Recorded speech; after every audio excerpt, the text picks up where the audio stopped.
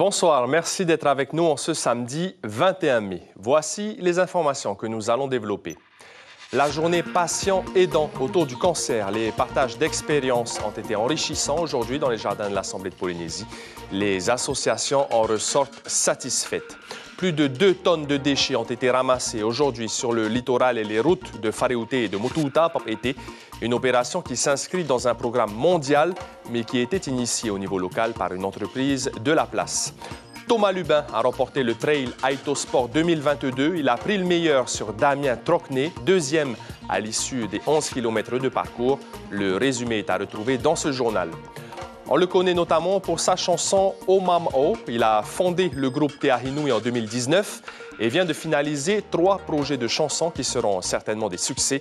Wilton Itetit-A, musicien, auteur, compositeur, est notre invité ce soir pour notre rubrique Tehono Rahua. Et puis hier soir, Mateia et Papeari se sont affrontés dans le cadre des Jeux intervilles de la commune de Tevayuta, un événement organisé en marge de la célébration des 50 ans. Merci d'être fidèles au rendez-vous. On débute ce journal par cet accident impressionnant qui a eu lieu cet après-midi à Tiperui. Une voiture a fait une sortie de route et a fini sa course dans le jardin d'une propriété. 2 enfants ont été heurtés, dont une petite fille d'une dizaine d'années qui aurait plusieurs fractures aux jambes. Son diagnostic vital n'est pas engagé. La conductrice se serait endormie au volant. Et puis il y a eu un accident mortel hier soir à Toahutu. Un pilote de 2 roues a percuté frontalement une voiture. Il s'agit du 12e décès sur les routes de Polynésie depuis le début de l'année. Sur ces 12 accidents mortels, 11 impliquent des 2 roues. Elle a réalisé sa traversée entre Tahiti et Moorea en 8h40.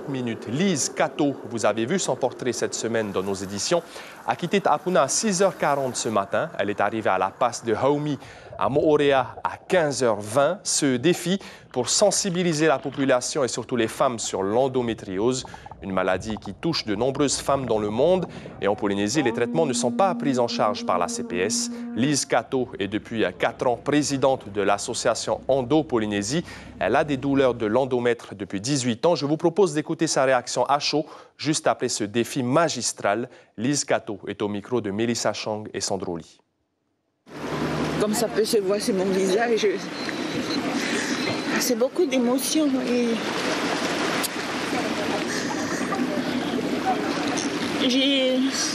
j'espère avoir accompli mon projet, le projet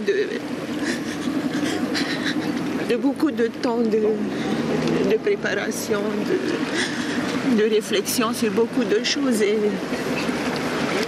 j'espère avoir sensibilisé aujourd'hui au sujet de l'endométriose. Et le reportage complet demain soir dans vos éditions. La journée patient aidant autour du cancer désormais. C'était aujourd'hui dans les jardins de l'Assemblée de Polynésie. Organisé par 4 associations du FENUA, l'événement avait pour objectif principal d'encourager le partage d'expériences entre les personnes atteintes de cancer et leurs proches. Pour favoriser les échanges, 6 ateliers ont été mis en place. Herevaihoata et Patita Savea.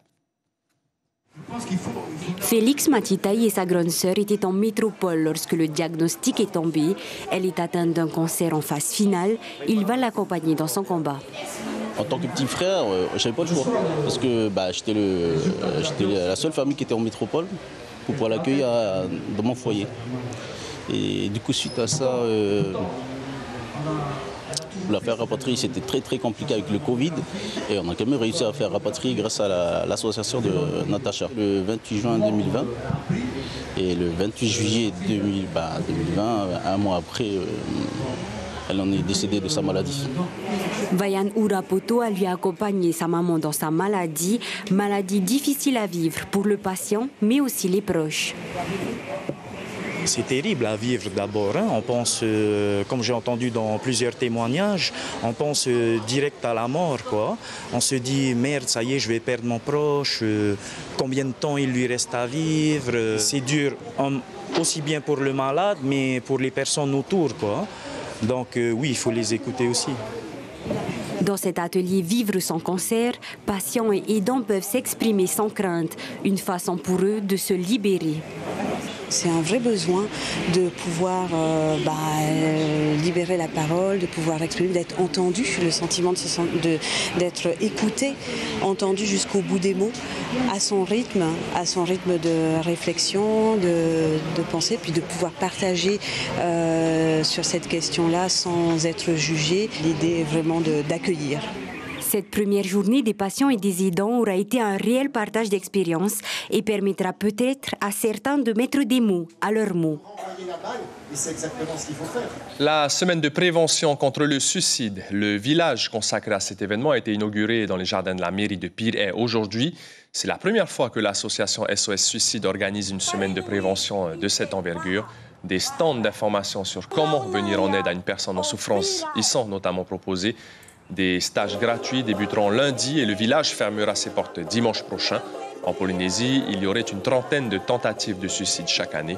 Annie Touheyava, présidente de l'association SOS Suicide, nous donne plus de détails sur la semaine de la prévention. Elle est au micro de Patita Savia. Les gens peuvent venir nous rencontrer, l'association est présente là, on va former les gens, on va expliquer les gens pourquoi et comment reconnaître la personne suicidaire. Donc, c'est ouvert à partir d'aujourd'hui et on ferme dimanche prochain. Toute la semaine, il y aura une formation ici au Wharepote. À Motuta et à Whareute, aujourd'hui, 2261 kilos de déchets ont été ramassés dans le cadre d'une action de nettoyage de la zone industrielle. Cette action s'inscrit dans le programme mondial Clean Up the World, un mouvement qui fédère les associations, les entreprises, les écoles et les gouvernements locaux dans 130 pays différents, et cela depuis 25 ans. Mérénie Gamblin et Teiva Ribé ont suivi les bénévoles ce matin. C'est peut-être un petit geste, mais il signifie beaucoup. Du plastique en moins dans nos océans et donc dans nos assiettes. Ce matin, à cette heure-ci, là, on a ramassé 2 tonnes de déchets. Félicitations. On a ramassé des canettes de soda et des bouteilles. Des batteries? Ouais, des batteries. Aussi, on a vu un moteur. Et il y avait plein d'autres choses. Comme ma mère a dit, il faut économiser et essayer de faire des choses écologiques. C'est pour ça que j'apprécie les personnes qui viennent avec des enfants, parce que si on peut sensibiliser en plus nos futures générations sur vraiment l'intérêt et l'importance au fait de garder notre Finnois propre, c'est pour eux qu'on laisse notre terre propre. 2000 kilos de détritus ont été collectés, triés, puis confiés au service de gestion des déchets de papier, sauf pour les canettes remises à Père Christophe pour être revendues 1 franc par pièce. De la colère parce que la majorité des déchets qu'on a vus et surtout les plus pénibles à ramasser, je dirais, ce sont plus les plus petits déchets et souvent ça revient constamment aux mégots. En sachant que les mégots, il y en a énormément partout, qu'il y a énormément de fumeurs et que c'est un des déchets qui prend le plus de temps à se désintégrer, se décomposer. C'est malheureux, hein. J'étais déjà conscient que les gens y jetaient leurs trucs dans la nature comme ça, mais le fait de devoir les ramasser, du coup, tu prends vraiment conscience de la chose. La prise de conscience, justement au cœur de cette action organisée sous la forme d'un concours ludique. Cette année, une centaine de bénévoles ont participé à l'opération. On continue de parler environnement. Hier, au collège Sainte-Anne à Atona, sur l'île de Hivaoa, la journée verte était organisée par toute l'équipe pédagogique de l'établissement. C'était une sorte de journée bilan, car tout au long de l'année, les élèves portent un projet pédagogique et écologique. Il y a par exemple la fabrication de sapins de Noël avec des matériaux de récupération, la décoration de salles de classe avec des matériaux naturels ou recyclés, du ramassage de déchets, des mises en terre d'arbres fruitiers ou encore la fabrication de jardinières. Bref, tout un panel d'actions menées par des élèves de la maternelle au lycée. Écoutez ces réactions d'enfants marquisiens au micro de Teama Kamia, notre correspondant. On va planter des plants, des aoutis, des cotons et tout. C'est top. En venant au cimetière, aux alentours, dans la brousse, on a trouvé des fleurs en plastique, des bouteilles, des seaux de peinture. Nos sachets ne suffisent pas pour ramasser tous ces déchets. On demande de l'aide à la commune s'ils peuvent venir récupérer ces déchets. On a recyclé, on a pris des bois pour faire des jardiniers pour planter dedans des fruits, des légumes. Le Blue Climate Summit s'est achevé hier avec des remises de prix spéciaux aux écoles ou encore le concert de l'océan. Mais que doit-on retenir de cet événement international? Des solutions concrètes pour lutter contre le changement climatique vont-elles émerger? Apparemment oui, car 6 grands axes ont été retenus à l'issue de ces quelques jours de discussion. Jeanne Everett, la directrice des programmes et opérations du Blue Climate Initiative, nous donne quelques exemples au micro de Mérénie Gomblin et Teiva Ribé. On a abouti à la fin avec 6 grands axes, et je parle d'axes parce que c'est vraiment plus que des projets ou 6 grands programmes ou des trajectoires, on va dire, que ce soit alors des exemples. Par exemple, il y en a une qui est autour des océans, des fonds marins, et la nécessité un peu de développer un programme pour comment est-ce qu'on peut avancer notre connaissance des fonds marins pour mieux les protéger, pour mieux anticiper les risques et gérer ces risques. Notre projet, par exemple, notre axe qui s'est vraiment mis en place, des partenariats, c'est en utilisant les technologies nouvelles pour apporter une valeur plus concrète, on va dire, à la biodiversité, pour vraiment à la biodiversité au carbone. Ce n'est pas que du carbone, c'est de la biodiversité, c'est de la culture, c'est de la valeur fondamentale de l'humanité. Donc on va lancer une compétition et un avancement d'une variété de technologies autour des vagues, parce qu'il y a des solutions qui sont onshore, offshore, et c'est pour attirer ces solutions qu'on va mettre en avant dans 2 ans autour des Jeux olympiques d'été qui auront lieu en Polynésie dans 2 ans. Et à l'occasion de la venue des pirogues traditionnelles en Polynésie, la commune de Tevayuta avait invité l'équipage de la pirogue double Hokulea à une cérémonie demain, mais leur déplacement à Matayea a été annulé. La communication officielle fait état de la volonté de l'équipage de se préserver du Covid avant un retour vers Hawaï. Dans 2 jours, le 23 mai, ça fera 20 ans que l'ancien maire de Aroué, Boris Leontiev, aura disparu dans un tragique accident d'avion. Aux côtés de Lucien Kimitete, Ferfine Besser, Arsène Toueiro et Gilbert Kelly, le pilote. Chaque année, Aroué rend hommage à son ancien Tavana. Pour ce qui est de la commémoration des 20 ans, eh bien, l'événement a eu lieu aujourd'hui. Je vous propose d'écouter la première magistrate de Aroué, Teura Iriti. Elle évoque l'importance de cet hommage au micro de Patita Savea. Nous avons donc voulu mettre un outil devant donc sa stèle pour rappeler ainsi que toute son équipe, tous ceux qui sont partis, et lancer donc des couronnes de fleurs donc au niveau du Motu, parce que bon, ils ont été accueillis par la mer, donc nous rendons donc grâce à la mer et nous interpellons encore tout le monde pour dire voilà, nous avons chacun notre pierre encore à apporter sur cette terre. Si chacun pouvait prendre son bâton de pèlerin et donc accomplir la mission qui lui a été donnée. Et sachez qu'à Nukuhiva ce week-end, un hommage est également rendu à Lucien Kimitete, l'ancien maire de l'île, disparu lui aussi le 23 mai 2002. Du sport maintenant, un bon gros footing de 11 km pour bien commencer le week-end. Ils étaient près de 350 athlètes à participer au Trail Aito Sport 2022, organisé par l'AS Stefana. Après 2 années d'interruption, l'événement faisait son grand retour avec une distance un peu plus longue que les précédentes éditions. L'occasion pour les amateurs de course à pied de se défouler, mais aussi de préparer les grandes compétitions à venir. Heyar Itahiata et David Chon.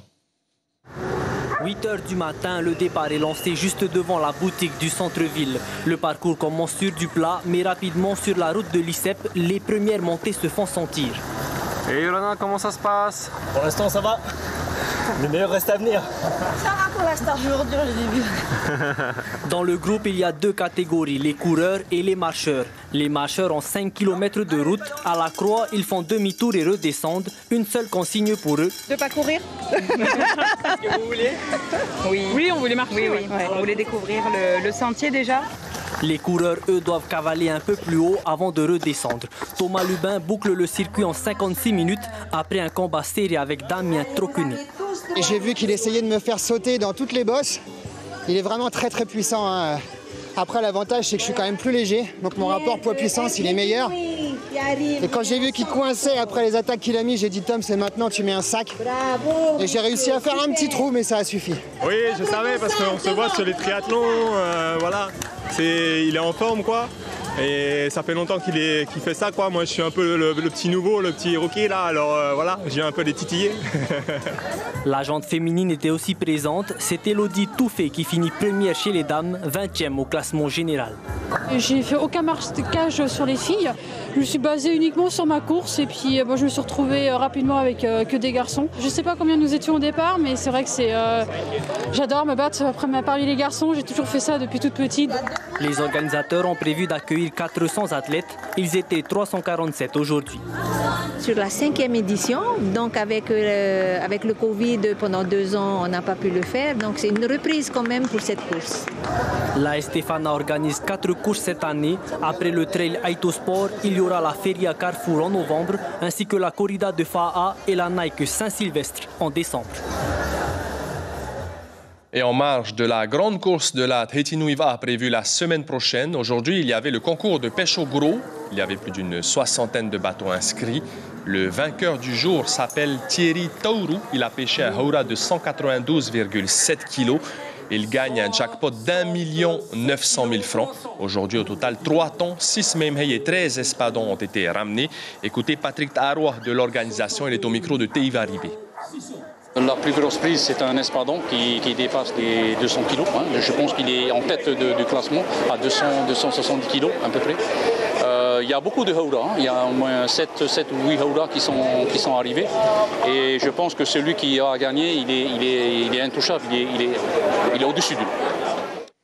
Avec 1 900 000 francs, on le comprend. Et comme tous les samedis, place désormais à la rubrique consacrée aux artistes. C'est l'heure de Tehono Rahua.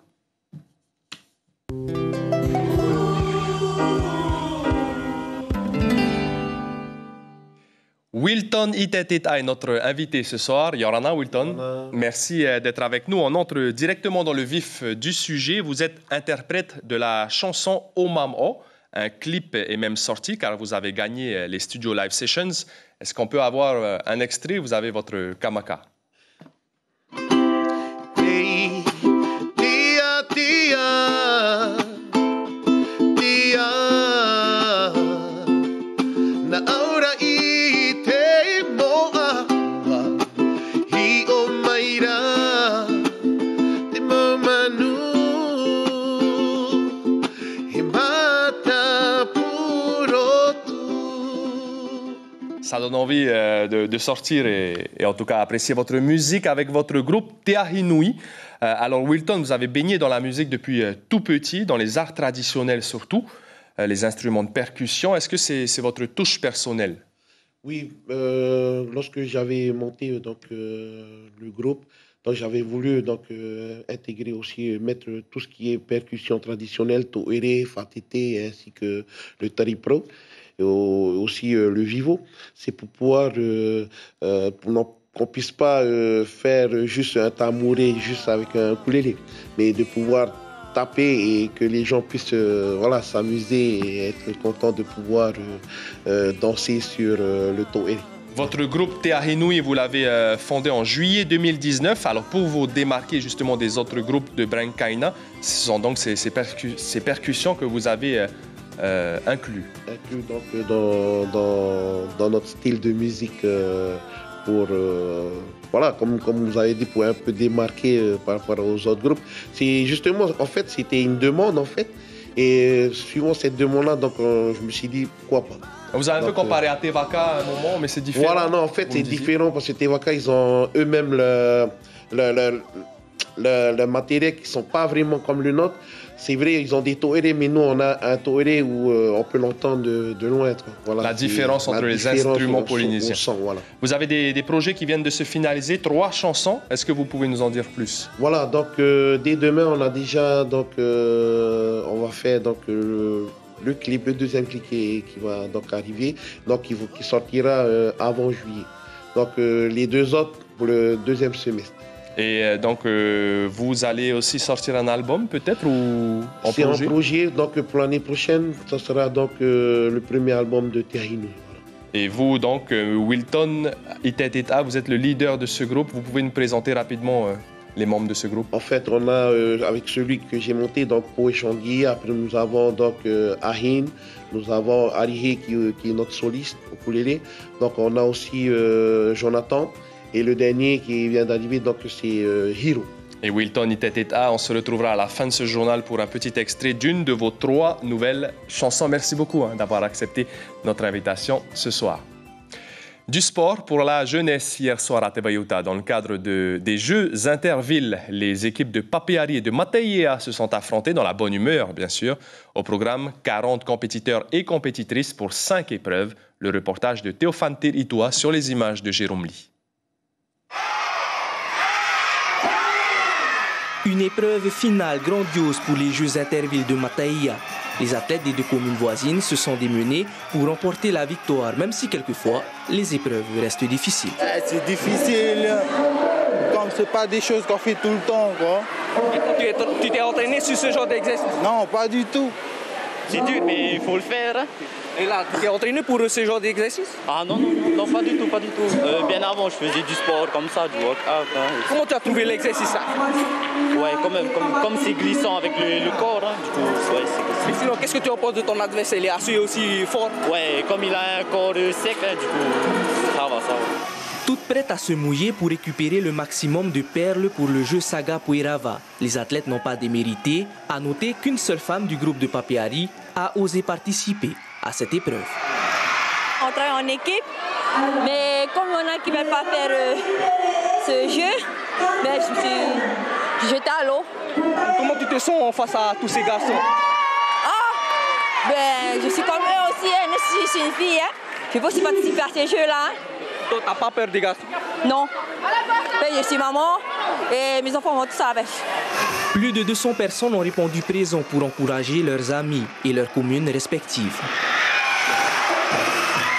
Je suis juste à côté, donc je m'étais dit que c'était sympa d'aller encourager quand même notre commune de Tebayuta et tous les participants. Je viens spécialement soutenir ma belle-sœur et mes beaux-neveux. Ils sont dedans aussi? Oui, ben là ils sont à la finale. Ben, je viens les encourager.